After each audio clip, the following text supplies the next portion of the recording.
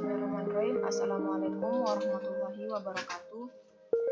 Perkenalkan, nama saya Nur Hidayah dengan NIM 70412012, Prodi Kebidanan dari Universitas Islam Negeri Alauddin Makassar.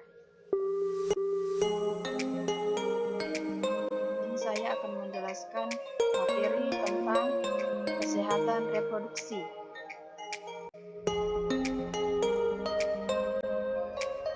Kesehatan reproduksi adalah suatu keadaan sejahtera fisik, mental, dan sosial secara utuh, tidak semata-mata bebas dari penyakit atau kecacatan dalam suatu yang berkaitan dengan sistem reproduksi, fungsi, dan prosesnya.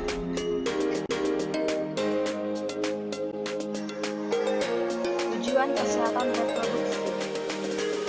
1. Tujuan utama: memberikan pelayanan kesehatan reproduksi yang komprehensif kepada perempuan, termasuk kehidupan seksual dan hak-hak reproduksi perempuan, sehingga dapat meningkatkan kemandirian perempuan dalam mengatur fungsi dan proses reproduksinya, yang pada akhirnya dapat membawa pada peningkatan kualitas kehidupannya. 2. Tujuan khusus: A. Meningkatnya kemandirian wanita dalam memutuskan peran dan fungsi reproduksinya. B. Meningkatnya hak dan tanggung jawab sosial wanita dalam menentukan kapan hamil, jumlah, dan jarak kehamilan. C. Meningkatnya peran dan tanggung jawab sosial pria terhadap akibat dari perilaku seksual dan fertilitasnya kepada kesehatan dan kesejahteraan pasangan dan anak-anaknya. Komponen kesehatan reproduksi. 1. Komponen kesejahteraan ibu dan anak. 2. Komponen keluarga berencana. 3. Komponen pencegahan dan penanganan infeksi saluran reproduksi atau ISR, termasuk penyakit menular seksual dan HIV atau AIDS.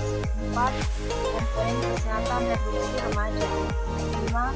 Komponen usia lanjut. Faktor-faktor yang mempengaruhi kesehatan reproduksi. 1. Faktor demografis ekonomi. 2. Faktor budaya dan lingkungan. 3. Faktor psikologis. 4. Faktor biologis. Ruang lingkup kesehatan reproduksi. 1. Konsepsi: perlakuan sama antara janin laki-laki dan perempuan, pelayanan ANC, persalinan NIPAS dan BBL yang nyaman. 2. Bayi dan anak: pemberian ASI eksklusif dan penyapian yang layak dan pemberian makanan dengan gizi seimbang, imunisasi, manajemen terpadu balita sakit atau MTBS dan manajemen terpadu bayi muda atau MTBM, pencegahan dan penanggulangan kekerasan pada anak, pendidikan dan kesempatan untuk memperoleh pendidikan yang sama pada anak laki-laki dan anak perempuan.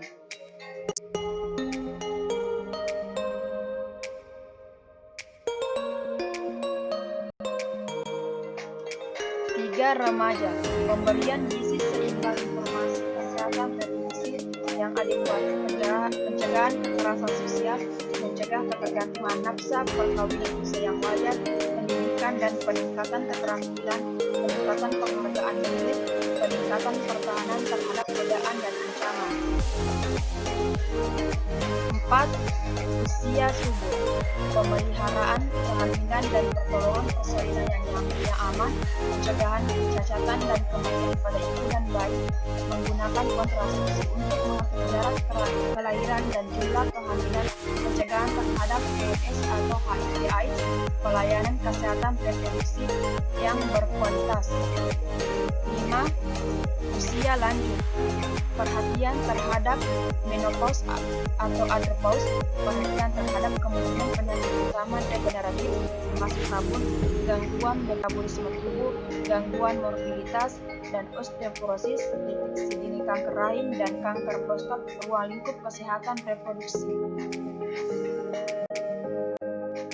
Masalah kesehatan reproduksi.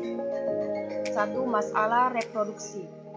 Kesehatan, morbiditas, atau gangguan kesehatan dan kematian perempuan yang berkaitan dengan kehamilan, termasuk di dalamnya juga masalah gizi dan anemia di kalangan perempuan, penyebab serta komplikasi dari kehamilan, masalah kemandirian dan ketidaksuburan, peranan atau kendali sosial budaya terhadap masalah reproduksi. 2. Masalah gender dan seksualitas.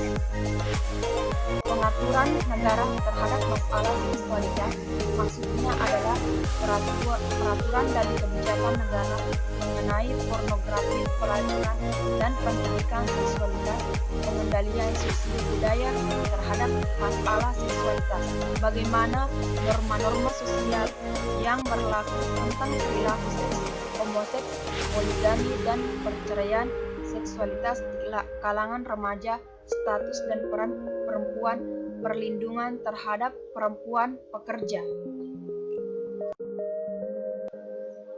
3. Masalah kekerasan dan perkosaan terhadap perempuan. Kecenderungan penggunaan kekerasan secara sengaja kepada perempuan, perkosaan, serta dampaknya terhadap korban, norma sosial mengenai kekerasan dalam rumah tangga, serta mengenai berbagai tindak kekerasan terhadap perempuan, sikap masyarakat mengenai kekerasan perkosaan terhadap pelacur, berbagai langkah untuk mengatasi masalah-masalah tersebut. 4. Masalah penyakit yang ditularkan melalui hubungan seksual.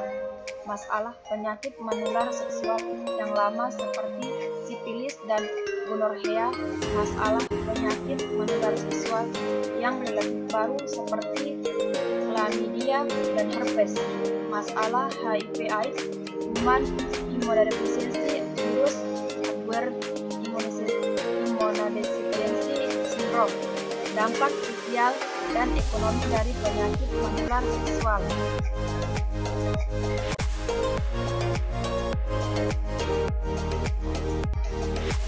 5.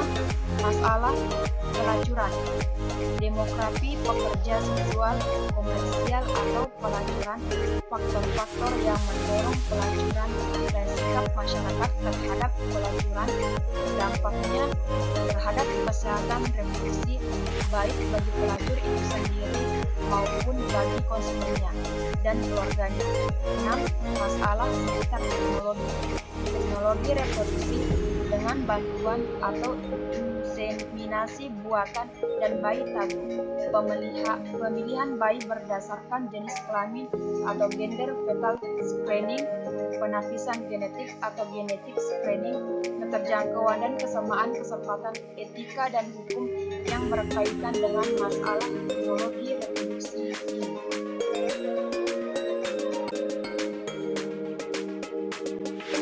Itulah tadi yang sempat saya sampaikan. Sekian dan terima kasih. Assalamualaikum warahmatullahi wabarakatuh.